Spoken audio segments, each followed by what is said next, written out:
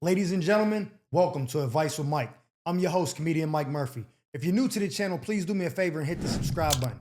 Now, this is the show where you guys send in your messiest, toxic, most out-of-pocket predicaments, and I attempt to break it down, giving my honest and unbiased feedback. Now, listen, I'm a comedian, not a therapist, so ain't no guarantee I'll help fix your life, but I can provide laughter along the way and call it like I see it. So without any further ado, let's get into the episode. My mom told me my dad was a deadbeat, but I never heard his side of the story until now. Yo, bro, all jokes aside, I need a little advice. Well, the jokes aren't aside, but I got you with the advice. I grew up thinking my dad was a deadbeat because my mom told me he never paid child support and didn't want anything to do with me. Nah, he probably ain't want nothing to do with her. I lived my whole life mad at a man I barely knew because she painted him as a deadbeat. Like this video if you think the mom is full of shit. And recently I reconnected with him and learned the truth. He been paying child support the whole time and always wanted to see me. It was her who blocked him out of my life out of spite. Nah, that's nasty work. Definitely not here for it. Now I'm dealing with years of stolen time and the realization that my mom used me as a pawn. I can tell you right now, you ain't the first and you definitely won't be the last. I feel robbed of a relationship I wanted with my father, and that anger has my blood boiling. But the painful part is I also still love my mom. I guess that's a normal feeling. So reconciling her betrayal with that love is tearing me up inside. Hey, yo, pause.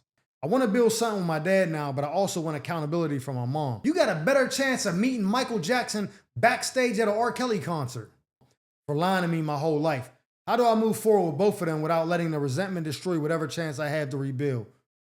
Hey, yo, my man, believe it or not, a lot of times in our culture, we only hear that one side of the story from our mom, and we grow up with this narrative about our father that's either completely false or highly inaccurate.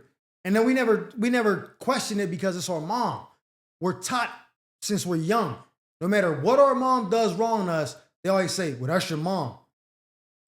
We got to stop that, you know what I'm saying? Because a lot of times, moms, women, they move out of emotion. The man they love doesn't want them. Okay, you're not seeing your kids. I'll hurt you like that. Women are vindictive like that. Men do some crazy stuff, but the stuff that women do be far worse than anything men do. And if you don't agree with me, argue in the comments, I don't care. Women will get pregnant by one man and lie and say another man is the child.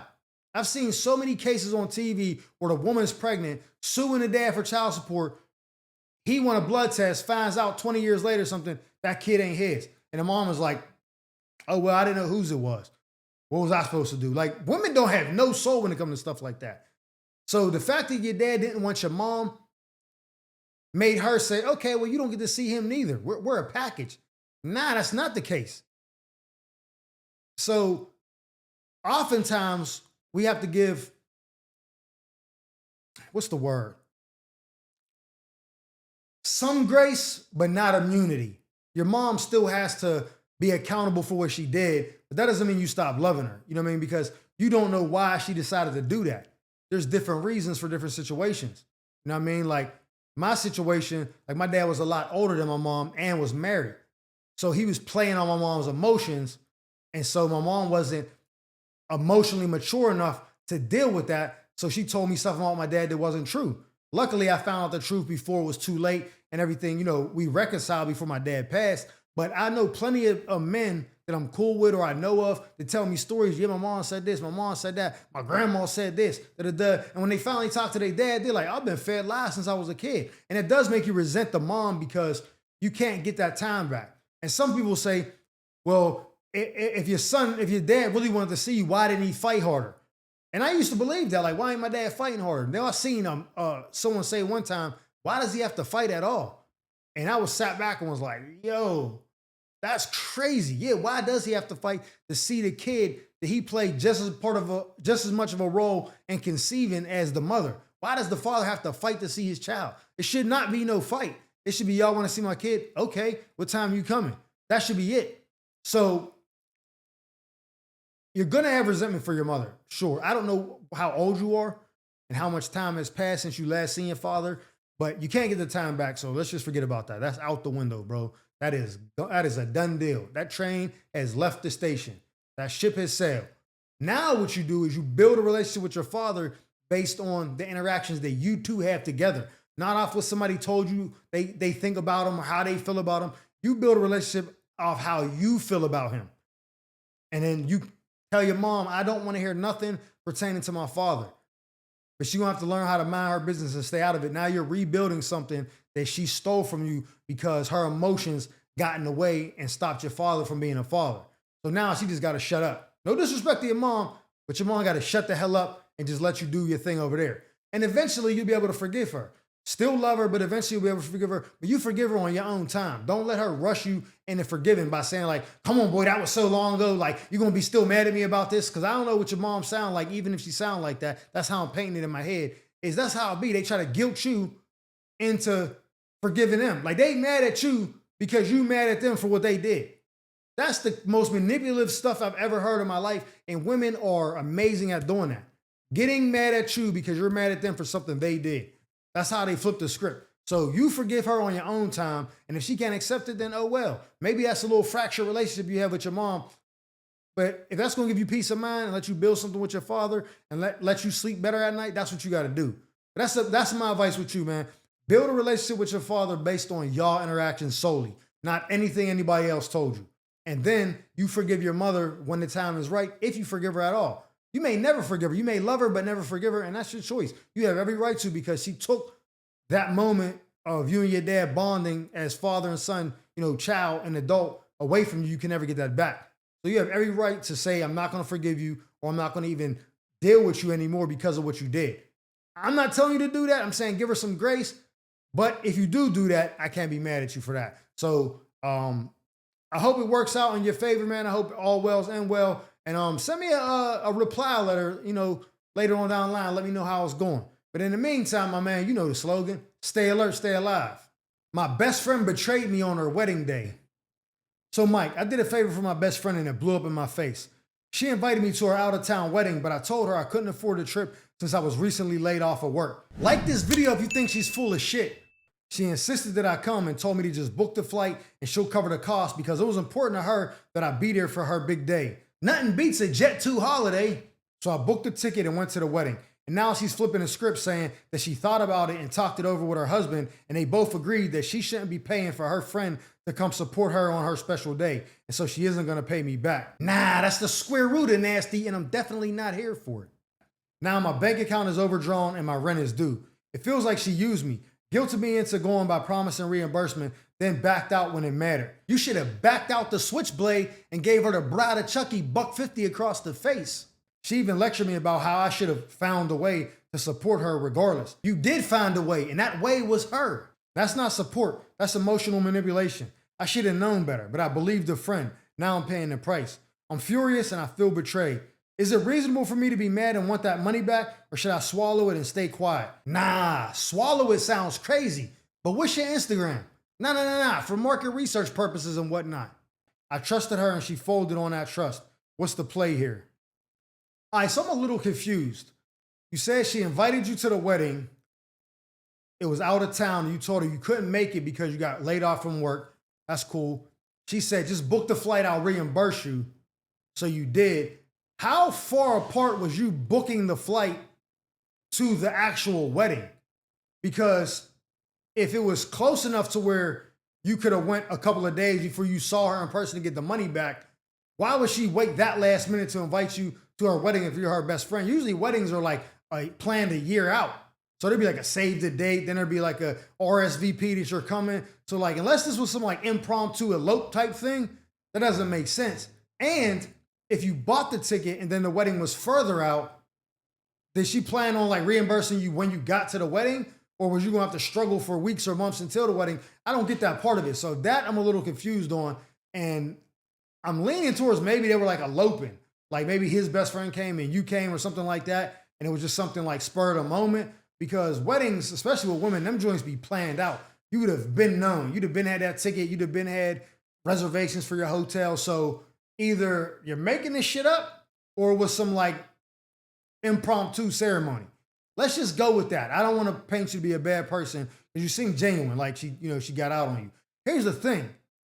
You're not wrong for wanting your money back. You're not wrong in this situation at all. If you told her, listen, I can't afford to attend it. I got laid off from work. I have other priorities. That's just not in the cards right now. And she says, no, It's my big day, girl. You're going to be there. Book the ticket. I'll reimburse you. And then she said, you know what? On second thought, I talked it over with my husband, and no, I'm not doing that. I shouldn't have to pay you to come support me on my big day. You should have found a way.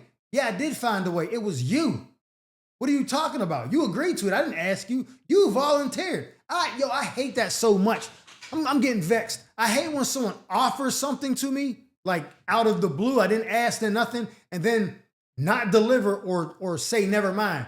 Like, yo, bro, I got a show coming up. I need you on that joint. I'm gonna pay you like 25. Can you do it? Oh yeah, I can do the show. All right. Then you see the show happen and you never got on, and you're like, yo, what happened with the show, bro? Oh man.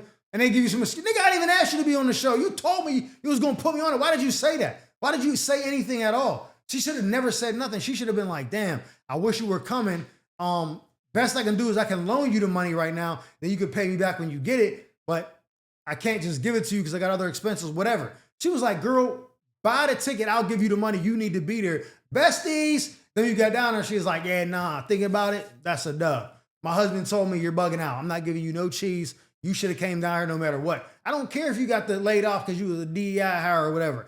Take that up with Trump. This is my wedding. You should have been there. Case closed. Cry me a river, build a bridge, and get over it. That's when you got to lay hands on her if she start getting spicy like that. So I don't know what actually happened. Again, like I said, if it was some elope thing, then I can understand why it'd be so last minute. But that's not here nor there. If this is actually a true story and this is played out the way you said, she's 100% wrong. And it's not an easy task. So what I'm going to say is going to be met with some resistance. If she doesn't reimburse you for the money and you got to scrounge around and find it somehow or put you in inconvenience, whatever the case may be, if she doesn't give you that money that she said she would for the plane ticket, that will be the end of the friendship. Some people say, oh, that's petty. No. That's not petty. That's seeing a person for who they actually are. For her telling you, you're my best friend, I want you there, I'm going to pay for just book the ticket. After you told her, yo, I'm in a bind, I don't got no income right now, I'm on unemployment, whatever, I just don't have it. She was like, nah, I got you. And then says, you know what? Nah, I don't got you. Her character is not somebody you want to be friends with. So if she doesn't pay you back, I would terminate that friendship. I would never speak to her again. I would bounce back from this situation, get my life in order, get another job, whatever. But that would be the last time I ever speak to that woman again. And that would be it. You don't owe her no explanation, none of that. When she just stops hearing from you and she sends you a text, hey girl, where you been? I ain't heard from you in a while. Just block her number. Because she can't be confused as to why you're not speaking to her after she knows what she did. So that's my advice to you. If she doesn't give you that money back, completely cut her out of your life and move forward and take it as a lesson learned. If you can't go somewhere or somebody says that in the future, yo, I'll give you the money. No. Send me the money right now. I'm on Expedia. The ticket says it's $415. Cash at me the $415 right now. Then I'll book the ticket and be there. If not, then congratulations. Tell your husband, whatever. Good luck. I'm proud of you. Whatever you got to say. That's what you need to do moving forward if you're in that situation again. But in the meantime, stay alert, stay alive. My friends with benefits put my life in danger. So Mike, this situation went sideways fast. So I'm hooking up with a girl, no relationship, we just friends with benefits. What's her Instagram? No, it's for market research purposes and whatnot. And the last time I was over her house, we doing it. In the middle of it, she casually said, I hope my baby dad don't show up. He still got a key. Hey, yo, stay alert, stay alive. So suddenly I'm picturing someone barging in with the ratchet and that threw me off. But I finished anyways because I wasn't leaving, still on brick mode. Nah, that's nasty work. But I ain't gonna lie, I would have definitely done the same thing. The next day, she asked me why I was acting different. I told her the truth. Yo, you put me in a dangerous position and didn't care. She says I'm overreacting. Like this video if you think she's full of shit and that she never let it go that far, but I've seen the headlines and I know how fast something unexpected can ruin you.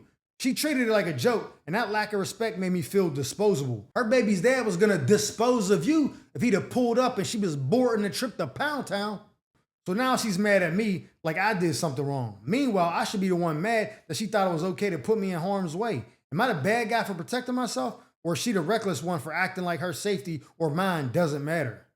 The craziest part of that story ain't even the part where you said she invited you to her house, you was in her bed putting her knees to her earlobes, knocking the bottom out that box, and she knew damn well that her baby's dad still had the all-access pass to the residence, knowing he could pull up at a moment's notice without no prior permission and just walk into the spot while you knee deep in the box taking his baby's mom to Pound Town. That's not even the craziest part of the story. The craziest part is she told you that mid-stroke and you was like, all right, well, let me finish and then I'll dip.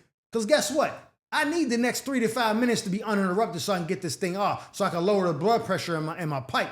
Because let's just say he walk in while I'm on full wood. I can't be fighting him on full wood. Let's just say somebody pull out the camera for some reason. I don't know where the camera came from. But let's just say a camera gets involved and now they recording. He fully dressed. I'm butt naked, meat on 100. And now I look like I'm getting turned on by homie cuz, and I'm giving him the toe-to-toe squaring up with the rod on stiff. Now I'm on Shade Room, comedian Mike Murphy on full wood fighting homie cuz in his baby's mom's house. Was he turned on? We may never know. Nah, that's not the headline for me. So I got to make sure I deflate all of it down, get back to flaccid. So in case me and him got to square up, I'm not on the erect mode. You know what I'm saying? I'm back to the factory settings. That's how I got to be. So the craziest part is that you heard that and kept going, and I ain't even mad at you because I would have done the same thing. I remember one time I was sitting this shorty off, right? We had been kicking it tough. I've been over her house a bunch of times around her kids, all that. No problem. The first day we go to do it, it's mad awkward. I'm like, yo, what's going on with shorty? Sex was trash. Next day, I don't hear from her. She didn't ghost me for like 2 weeks. I'm thinking like, damn, maybe it was me. She hit me up one day like, yo, can we meet for lunch? I'm like, sure. She's like, y'all want to apologize to you? I'm like, yeah, what's going on? You just went MIA. What happened? She was like, yo, I got a dude. He ain't my man, but he be paying my bills. So he got a key because he paid the rent. He pull up whenever he want. And he usually don't come during the day because he be with his wife. But at night sometimes he'll leave the bar or the club or whatever, and he wants something. So he just show up unexpectedly and pull up to the spot and got a key. But you was here last night and I shouldn't have put you in that position. I was like, hey, shorty, don't you ever in your life put me in no situation like that. Then she told me who dude was. And I had just came over from the military, so I was like, I don't care who he is. I'm on that type of timing. Asked my older sister, like, yo, you know so-and-so? She was like, why? Told her the story. She was like, nah, leave shorty alone. Dude certified. I was like, nah, you must not know me. She's like, nah, I know you, but I know him too. And one of y'all not gonna be here no more, all about some box, leave her alone. Needless to say, homie cuz is doing life right now. You know what I'm saying? For somebody else. Glad it wasn't me. I stayed alert, stayed alive. But I've been in that situation, so I already know how you feel. So you're not wrong about being mad at her for what she did. You know what I'm saying? You got the right to be like, yo, I ain't really feeling that. I gotta let you know right now. Like I don't hate you, I ain't mad at you, but that wasn't cool. But the last couple of letters I got was all situations where the women got mad at the men because the men were mad at them for something they did. Like, what are you talking about? Like, how are you mad at me for something you did? That's just how they're hardwired, bro. So don't just take that with a grain of salt. You express to her how you felt, leave it at that. If she don't want to be the friends with benefits no more, oh well. If she want to continue it, make sure it's either at your crib or at the telly. Never pull up back to that spot. You know what I'm saying? Homie cuz might put the air tag on your whip or something, track you down at the crib. You walking in thinking it's, you know what I'm saying, all peaches and cane, and then just clack, clack, clack, clack, because he didn't see you leaving the baby's mom crib. Just don't go back over there, bro. And if she's mad at you, oh well. That's my advice to you. But what's her Instagram for market research purposes and whatnot? Nah, I'm just saying. In the meantime, bro, stay alert, stay alive. Ladies and gentlemen, that concludes this episode of Advice with Mike. I'm your host, comedian Mike Murphy, and I hope you guys enjoyed me as much as I enjoyed you. And if so, please do me a favor and hit that subscribe button. Like this video. Matter of fact, leave me a comment and let me know what advice you would have gave them. And who knows, maybe you got your own toxic tale to tell about a shady friend or an entanglement you need help untangling. If so, feel free to drop me a letter in the email provided below, and I'll make sure I read it on a future segment of Advice with Mike. Now, with that being said, our time together has come to an end. But just remember, stay alert, stay alive.